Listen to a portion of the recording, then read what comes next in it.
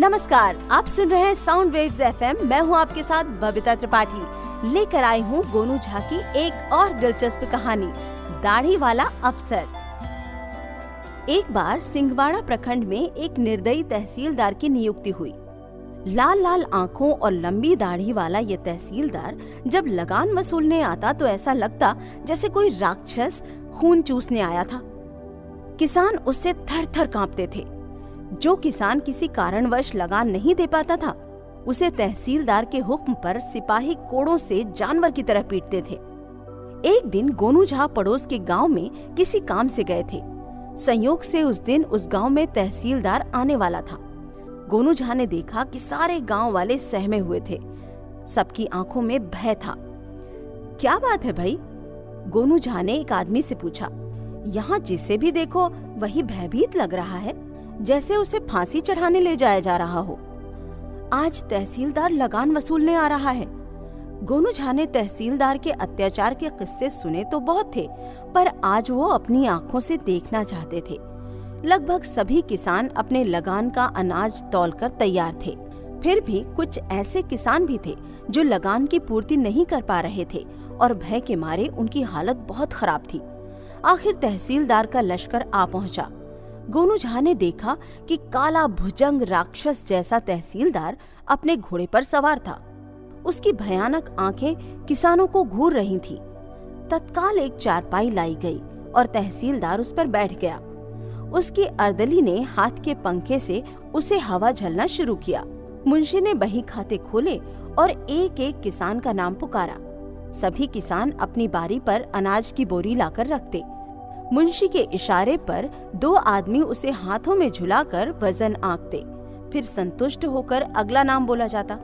मगर जब बीगन का नाम पुकारा गया तो एक गरीब वृद्ध आदमी कांपते हुए खाली हाथ तहसीलदार के सामने पहुंचा। तहसीलदार की भ्रुकुटी तन गई। लगान कहाँ है? तहसीलदार गुर्राया।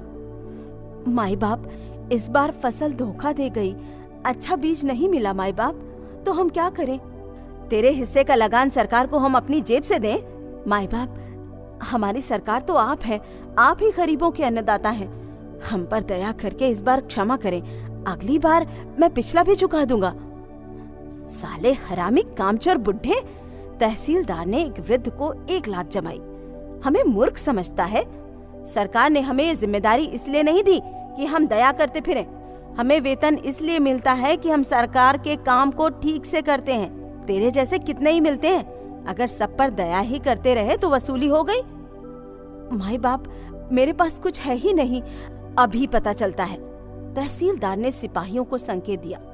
इस कंगले की खाल उधेड़ दो ताकि और लोगों को सबक मिले। सिपाहियों ने बड़ी निर्ममता से उस वृद्ध पर कोड़े बरसाने शुरू कर दिए। बेचारे वृद्ध की चीखों ने लोगों का कलेजा थर्रा दिया। गोनू झा भी उस अत्याचार पर सहम उठे। ऐसा जुल्म उन्होंने पहली बार देखा था। कोड़े तब तक चलते रहे जब तक वृद्ध बेहोश न हो गया। देखा तुम सबने? तहसीलदार ऊंची आवाज में बोला। मेरा नाम शेर सिंह है। हम अपने काम में कोताही नहीं चाहते।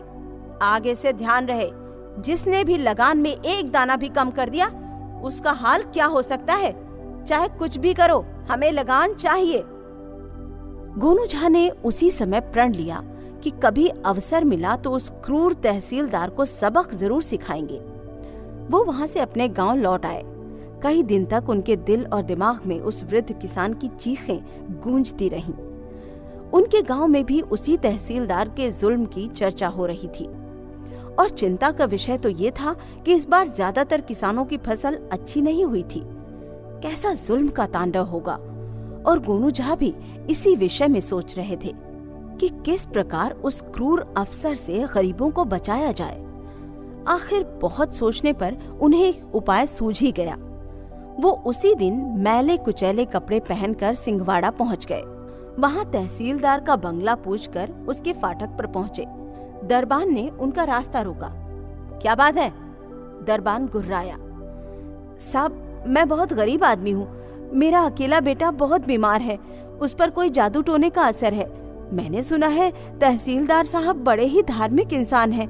यदि उनकी दाढ़ी का एक बाल मिल जाए तो मैं उस बाल का ताबीज अपने बबुआ के गले में डाल दूंगा और वो बिल्कुल ठीक हो जाएगा, ऐसा मेरा विश्वास है। गोनू झा बोले। क्या बकवास कर रहा है? दरबान झल्लाया। साहब, बड़ा उपकार होगा, यदि आपकी कृपा हो गई तो मेरा बबुआ बच जाएगा, साहब की जय जयकार होगी। दरबान हंसने लगा। कैसे मूर्ख देहाती से पाला पड़ा था। उसने वो मजेदार बात साहब को ही बताने का विचार किया। तू यहीं बैठ, मैं साहब से पूछ कर आता हूँ। गोनू झा वहीं जमीन पर बैठ गया। दरबान अंदर चला गया और बहुत देर बाद लौटा।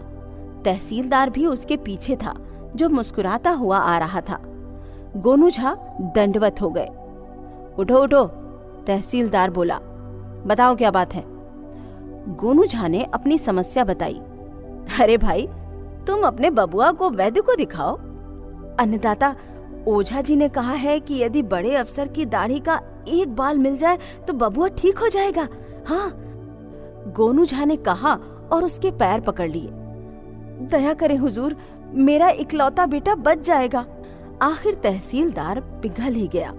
दाढ़ी के एक बाल से उस मूर्ख देहाती को टाल देना उचित था। उसने हाथों से दाढ़ी में से एक बाल तोड़ा और गोनू झा को दे दिया। सरकार की जय हो। गोनू झा ने बाल को माथे से लगाया और सहेज कर अपने अंगोछे के कोने में बांध लिया। फिर तहसीलदार को लाख दुआएं देकर गोनू झा लौट पड़े और कई दिनों बाद भरौरा गांव में ऐलान हुआ कि कल तहसीलदार लगान वसूली के लिए आ रहे हैं। सब किसान लगान तैयार रखें। सारे गांव में हड़कंप मच गया। लोग भयभीत हो गए। चौपालों पर बैठकर आने वाले संकट की चर्चा होने लगी। आखिर सब ने गोनू झा की शरण में जाने का ही विचार किया। इस मुसीबत से हमें गोनू झा ही बचा सकते हैं। अकेले वही ऐसे हैं जो बुद्धि के साथ साथ माँ काली की कृपा भी रखते हैं।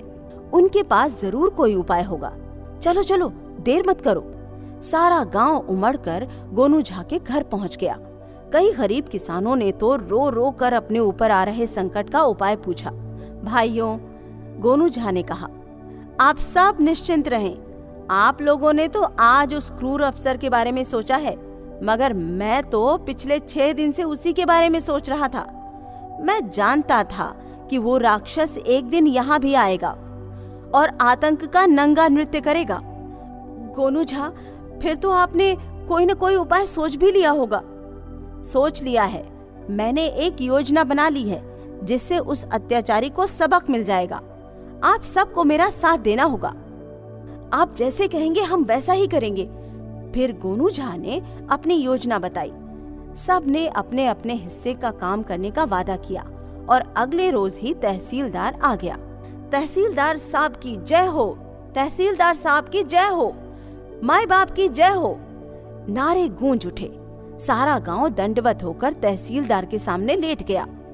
वो बड़ा चकित हुआ। ऐसा भव्य स्वागत तो उसका कभी न हुआ था। उस गांव के लोग तो उसे देवता मान रहे थे। क्या कारण था? कहीं लगान न देने का नाटक तो नहीं था? ऐसा था तो कोड़ों से सबकी खाल खिंचवा दी जाएगी। तभी वो चौंका। एक जाना पहचाना चेहरा नजर आया।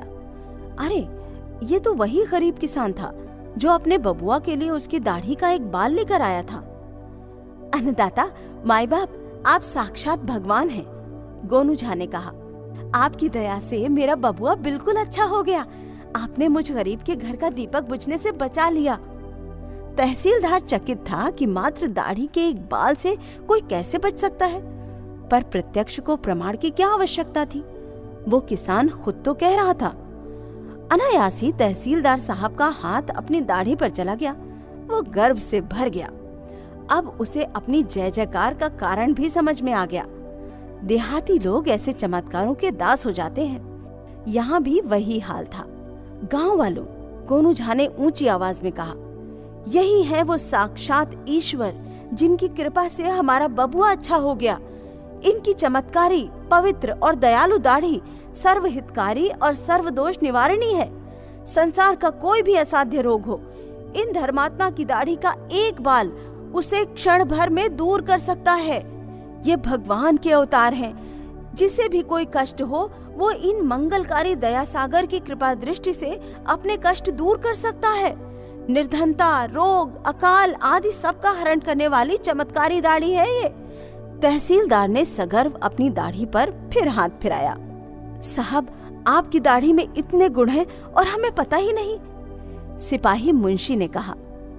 साहब मंद मंद मुस्कुराए, जैसे नवनिधि के दाता थे। एक बाल मुझे भी दे साहब, मैं बेऔलाद हूँ, मुंशी ने कहा। सभी ने अपने अपने कष्ट बताए और दयालु बाल मांगा। साहब ने छाती चढ़ाकर इच्छाएं पूरी करना प्रारंभ किया। गोनू झा की योजना गतिशील हो गई। सारा गांव दाढ़ी का एक एक बाल मांगने लगा। भीषण कोलाहल होने लगा।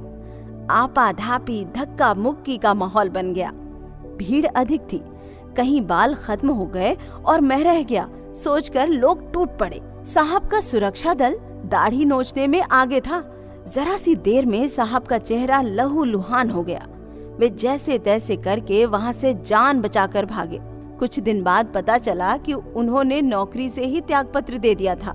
गोनू झा ने उस क्रूर अफसर से गांव को ही नहीं, प्रखंड को भी बचा लिया था। तो ये थी गोनू झा की एक और दिलचस्प कहानी, दाढ़ी वाला अफसर। ऐसी ही और इंटरेस्टिंग कहानियों के लिए सुनते रहिए sound waves FM, waves for everyone.